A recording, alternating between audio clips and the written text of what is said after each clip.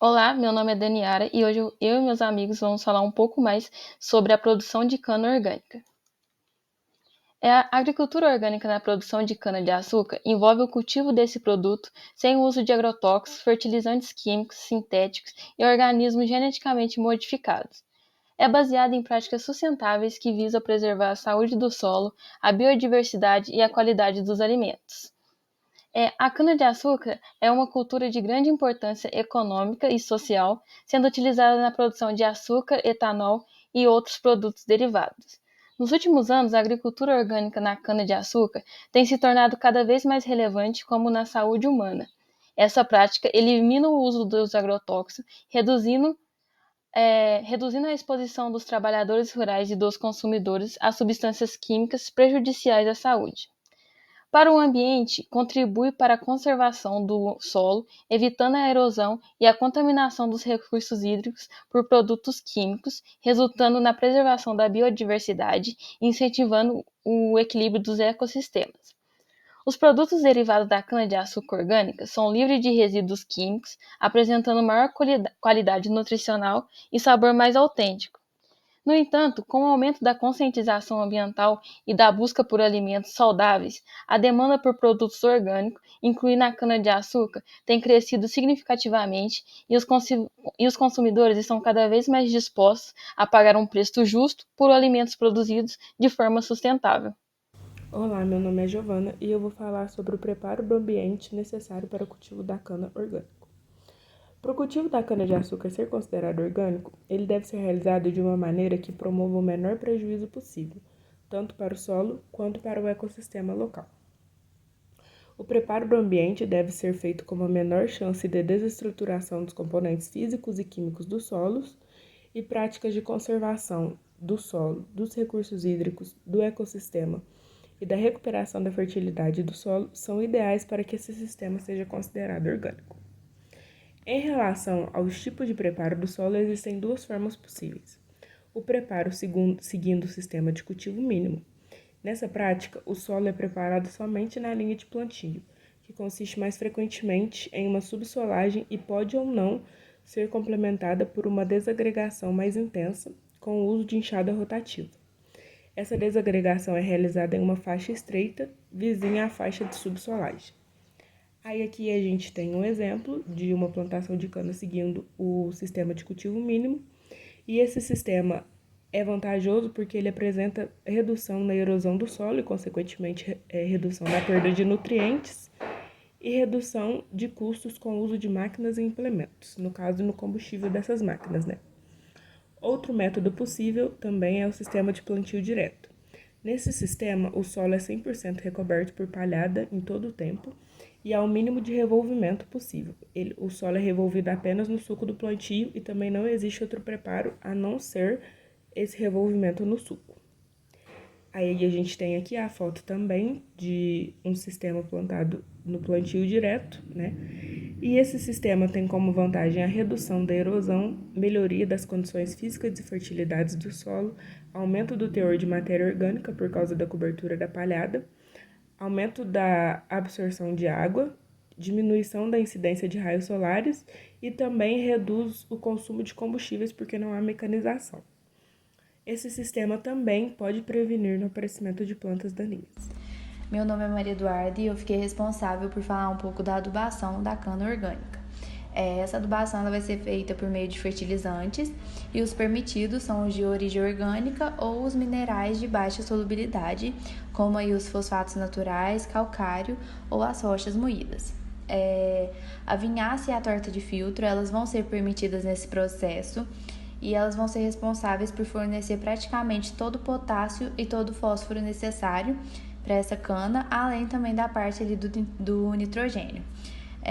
Os compostos, né, como eu falei, os orgânicos, eles também vão ser utilizados e a gente vai ter como exemplo aí o esterco animal que pode ser utilizado.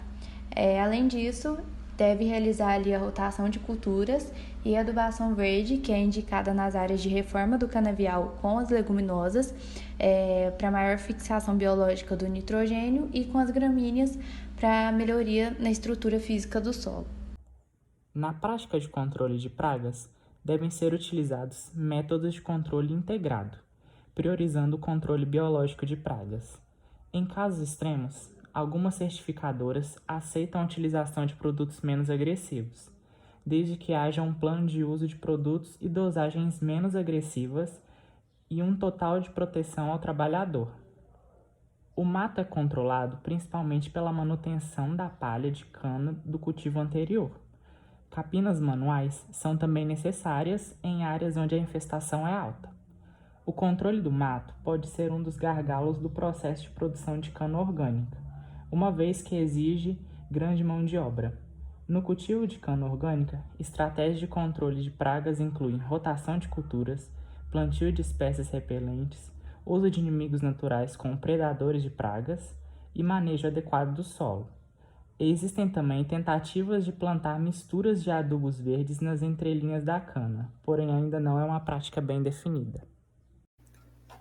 Já a colheita da cana-de-açúcar deve ser planejada para ocorrer no período de pico de maturação, sendo os meses de abril e novembro recomendados para a região centro-sul e entre novembro e abril para a região nordeste.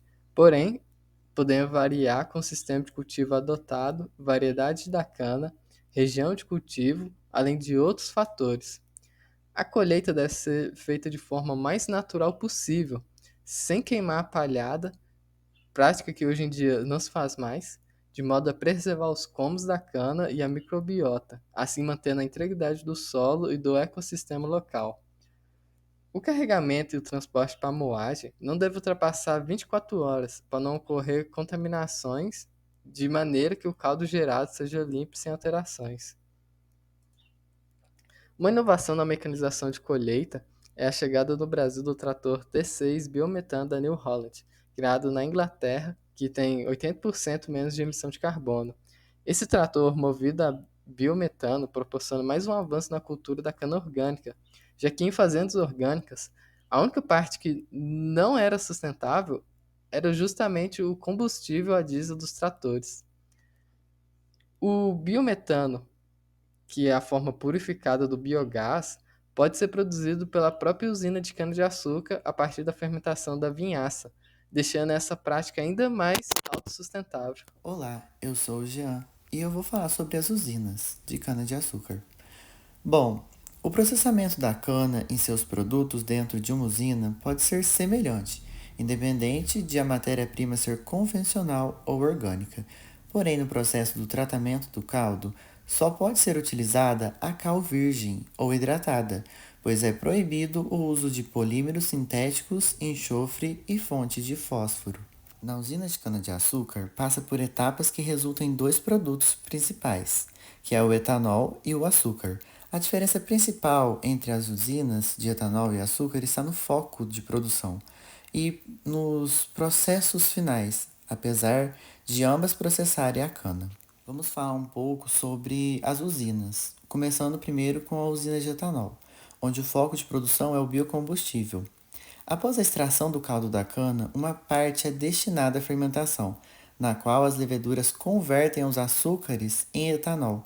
O líquido resultante da fermentação passa pelo processo da destilação, para separar o etanol dos demais componentes. Já a usina de açúcar, após a extração do caldo da cana, o foco do processo é a cristalização desse caldo, para formar cristais de açúcar. Esses cristais são submetidos a etapas de secagem e resfriamento para produzir o açúcar comercial, que pode ser tanto branco quanto cristal. Temos uma curiosidade. Algumas usinas podem ser integradas e produzir tanto açúcar quanto etanol, sendo usinas sucroalcooleiras. A cana-de-açúcar orgânica, na sua produção, ela requer uma certificação específica, o que envolve seguir padrões estabelecidos por certificadoras orgânicas, a fim de garantir que os métodos de cultivo e processamento atendam aos requisitos orgânicos. Todas as certificadoras atuam de acordo com as normas estabelecidas pelo MAPA. Como exemplos dessas certificadoras orgânicas, trouxemos a IBD, a Orgânico Brasil e a EcoCert. Esse foi o nosso trabalho, agradecemos sua atenção.